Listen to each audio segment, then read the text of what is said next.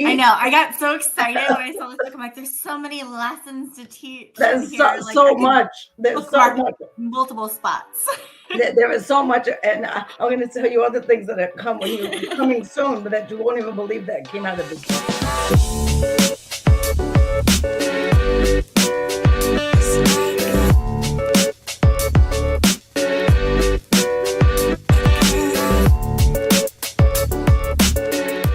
My name is Emily Walker. I'm the Senior Education Coordinator at earthday.org. Today we have the honor of a special guest, Denise Cesare, a published author and mental health advocate.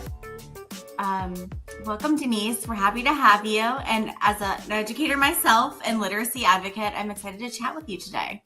Oh, I'm so happy to be here. Good morning. And yes, we need to have this conversation, educated to educated, because there's a lot of important things for us to talk about.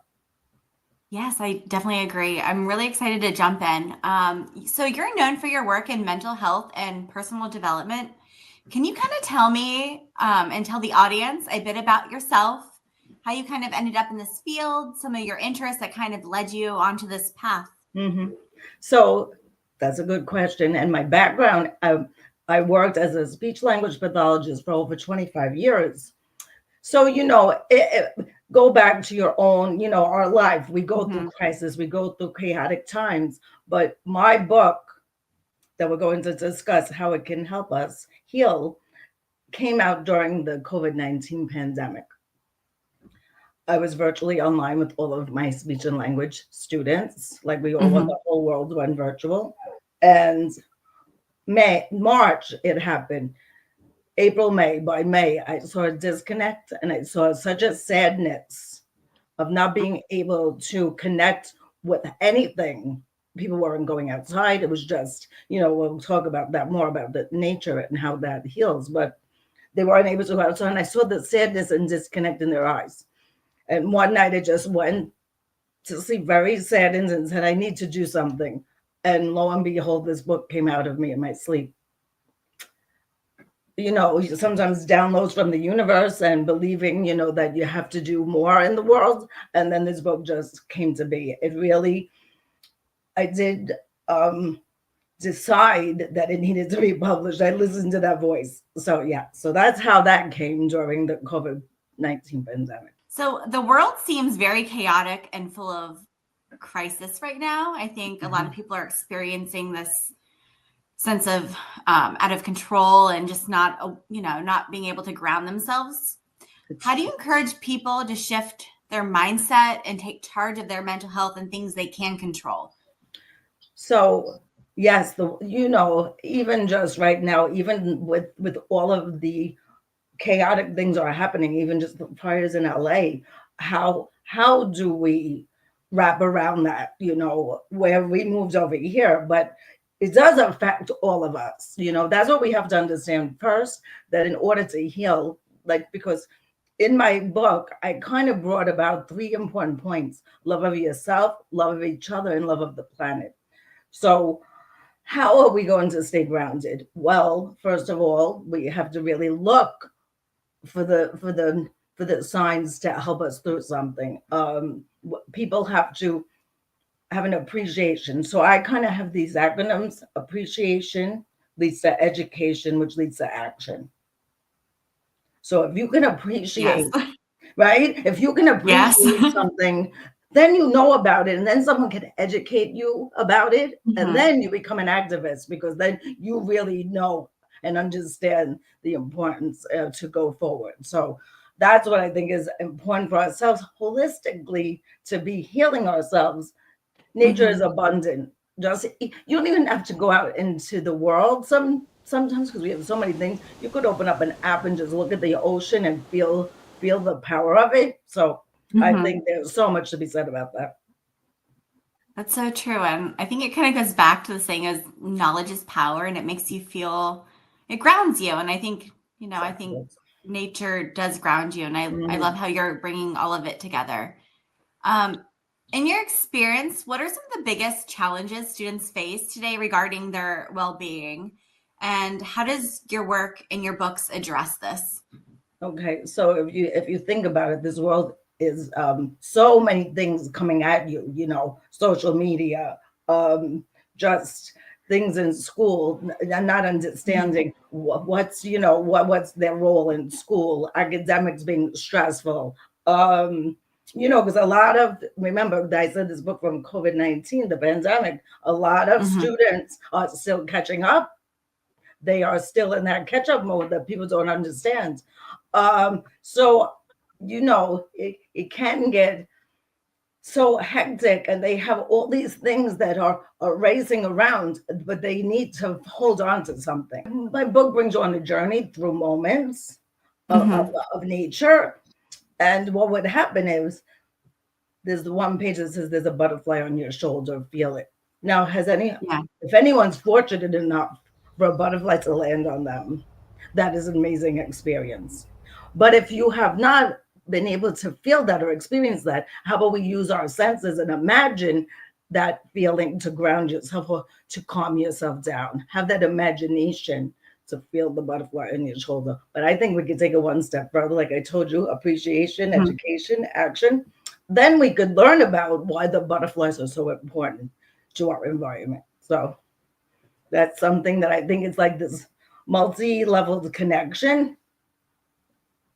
And it's the little connections, those little moments that you mentioned that are Yeah. so critical for, Hmm. it helps you be grounded in the moment and be more thoughtful with your own self and the world around you. And I think a lot of students kind of, get out of that as they get older, especially it's Mhm. not as explicit in school as well. I remember in the classroom teaching my kids about the senses and like what you feel, touch, see, and those initial kind of points that are really emphasized in younger students. So I completely understand, and I think that's so critical to continue that even to Mhm. adulthood. Like we need reminders. We get away from that. We sure do. And it's funny that you say that about the senses, because I was going to talk to you about that. Because, Mhm. literacy, we know how important literacy is, but sometimes Yes. not everyone is at the level of literacy that they need to be, right? So Mhm. books come at us. We could listen to a book, we could have someone read us the book.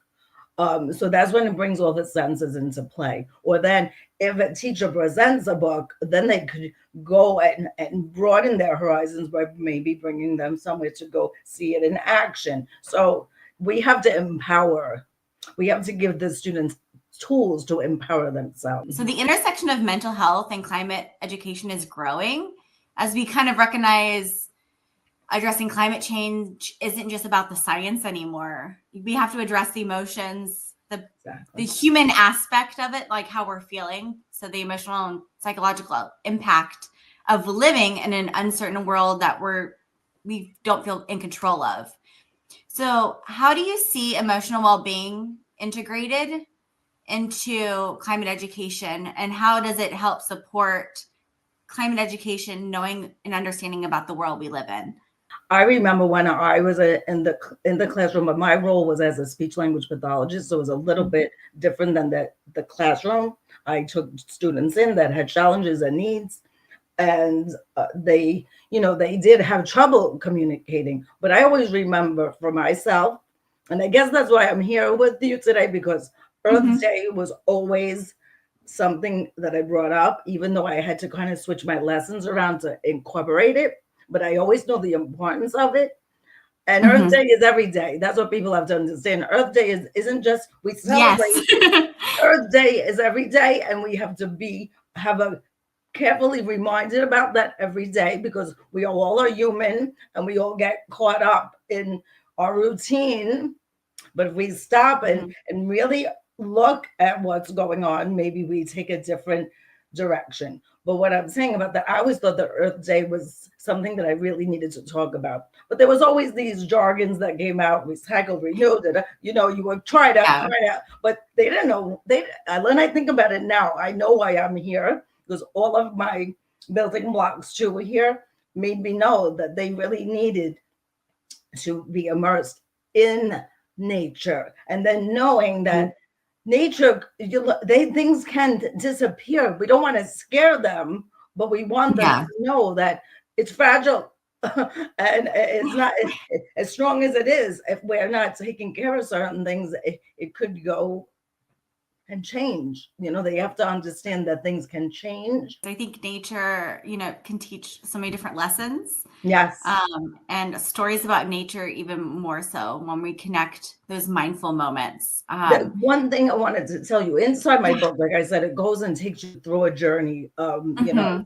butterfly moments. And then there's one very favorite of mine. It says the trees have wisdom. They have been here a very long time.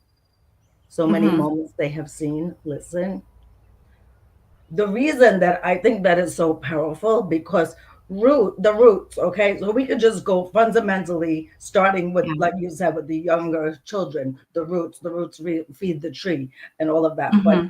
as adults, the grounding, the feeling your feet on the ground, bringing that understanding that grounding came from the whole earth, and then Yeah. actually, like, grounding is from trees. So you've written several books, one which I have here, Yeah. Moments in Motion with Love, Hmm. which I wish I had this book in my classroom when I was teaching because there's so many amazing points in here. If you look on the cover, it's a Mhm. kaleidoscope of every page Yes. that is in the book. It's the heart. It's like loving our planet in a heart shape. That's Yes, why I that's feel so like, thoughtful. Why do you think books and stories are important in teaching students about the world? And you've kind of already touched on this, but can you kind of expand a little bit more? of course, how, first of all, books, depending on what type of book it is, it Hmm. just takes you with it. If you are open, it will take you into that journey of whatever the story is. um it kind of puts you in the setting of where the book takes place, all the components of storytelling. So I believe that books are, um a guide or a light to opening up your mind, opening up the vessel to see things differently. Because we are in the age of all technology, right? We forget, Hmm. we forget how important words are. I'm a speech language pathologist. Language is key, Hmm. communication is Yes. key, and it's a way to start a conversation. Books bring about conversation. What did you think Hmm. about that? How did that make you feel? What did it bring to your mind? Can you make an interconnection with the world? Can you take this book and bring it to yourself and bring it to the bigger picture of the world? I So think that's so yes, important. Yeah, I think that connection piece and that there's no limit, there's no right or wrong answer when you're making a connection to a story and embracing that just whatever comes to your mind. And that's the perfect answer. And that's I the think, beauty of it, is that yes, it's yours. It becomes yours. for you, what role does self care play in helping individuals engage with what's kind of happening around them and also maybe kind of the climate issues that we're seeing? So this kind of makes me think about, like I just said, the book took on a life of its own. That things just kept coming to me, different creative ways to go with it. I created a program that's called Yoga Emotions with Love. It's all movements put to the pages of the book. So each page has a movement. And it doesn't matter Mhm. what skill set you have or your mobility, because at heart, I'm an educator for children with special needs. And I always Mhm. modify what's necessary. And even adults, if you don't have as, so much movement in you, this really is almost a connector of the book to nature in the next level, because your body Mhm. is part of it now. You become part of the page of the book. So I think that that's really important with connecting body, mind, and spirit. So that's where Yeah. that comes into that. Even for me, I didn't realize I was even doing the things I did until it came to be, to keep Mhm. myself centered and grounded and going. And Yeah. mindfulness, the mindfulness aspect, everyone says that word. I know it's a big word, but if Yeah. we really think about it, mindfulness is just being mindful of yourself in this moment. Mhm. That's really all it is. And people kind of just think it's a jargon, but it's not. You have to stop and be mindful of what's going on in the moment. Yeah. And I think that's hard to kind of cut off that side of our Yeah, brain that's thinking about what am I doing, yeah, an hour from now? Or what if, exactly. I don't, go to the store now? Or, yeah, so there's Mhm. so many different things going on in our brains at all times. It's hard to, Always, it's like popcorn because I do have when yeah, you're a creator, you have a popcorn brain. And even before yes. the interview, I'm like, what's going to happen in this? But I'm like, no, we're going to be in the moment and we're Yep. just going to enjoy this moment because we know we're educated and we know what we're talking about. So Yes. I wasn't worried. You do kind of, like I said, we're all human. We all go into Hmm. that space where we're like, oh, like worried, but we just have to, like you said, have our integrity and our honesty and just be us. Yeah, exactly. Kind of going back to what you talked about, like yoga, mindfulness practices, how can individuals who are involved in kind of climate action and kind of in the forefront of, trying to mitigate climate change and kind of, are part of the action movement, use mental health practices to sustain their energy and avoid burnout? We're Mm, seeing a lot of burnout. I think everyone has experienced it at some point. yes. Well, burnout is big, and like we said, it just talks about and just for people who are the ones who are trying to put the action plans into play and then sometimes feel like it's going nowhere. Sometimes you could be spinning your wheels and feeling I'm trying so hard, why is Hmm. everything you could get into that headspace. But I think if you really understand that, if you're coming from a place where you're loving, I know I go back to this, loving yourself, loving each other, it will trickle down to loving the planet. So I love your book. I've already earmarked so many pages. It's so sweet. So you really do emphasize the connection between people and planet in those moments. What are some important moments for students to have and reflect on? I'm thinking like if you're in the classroom, specifically maybe around climate issues. Mhm. Um, There's one page in the middle of my book, I don't know if you saw it. It says, "The world needs you and you need the world." That's big because yeah. the world needs you and you need the world. And I Yeah. get a little bit of chills when I say that because I think, when we walk around on this planet, unless we really understand the planet, Yeah. the world needs you and you need the world. Where are we in this Milky Way, right? Where are we? Yeah. Children sometimes don't know that. Yeah. They don't realize it's an amazing planet. So what happens is the world needs you and you need the world. But what's the why?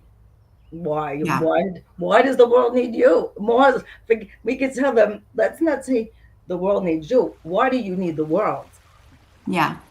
And globally, why do you need the world? And you don't have to get with the younger students, we don't always have to get so deep, but the world, we could break it down into Hmm. just your friends are part of the world. It's not just almost, but then if you really send the message about the importance of the world, you're part of this world. They have to understand Yeah. that they are part of the world.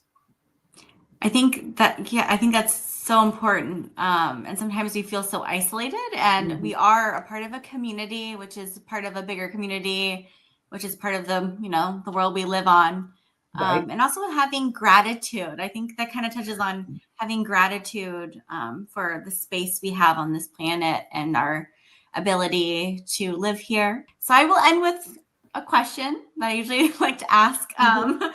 What will you do to mark Earth Day this year? It's our 55th anniversary of Earth Day officially, but do you have any special plans? Anything that you would like to do? So there's so many connectors that I've been making connections, of course, with Earth Day, but Hmm. earthday.org. But I'm doing so many things, in my community, bringing my book to the schools, bringing my Yeah. book to different organizations that have a need. So, but to mark that special day, because I used to mark it every day in school, right? Yeah. I said that, I did do that. I have plans to kind of either, if I don't, I am going to make a message We all don't like to do this. I'm not so social media is Mhm. important. That's how you get the word out, right? Social media is key, but it's how you utilize it to make it productive. So I may have a little message to the world that the world needs you and you need the world. And I may be hosting a little yoga event that we could all just feel the book within our body and bring it to life. I love that. I think that's so important. And that's amazing. I think, one simple activity, anything you can do on Earth Day will get your mind thinking and hopefully lead to more action to get in touch with nature and the planet. And do a little something for yourself too that day. Not Yeah. you want to incorporate and give back, right? Because I do have a book that is more of a Hmm. gift to give to others, but I need to give to myself that day. So depending on the weather, maybe I'll go to the beach and just listen to the Yeah. ocean. Or, when it's full moons, I run out of the house. I gotta go see the moon.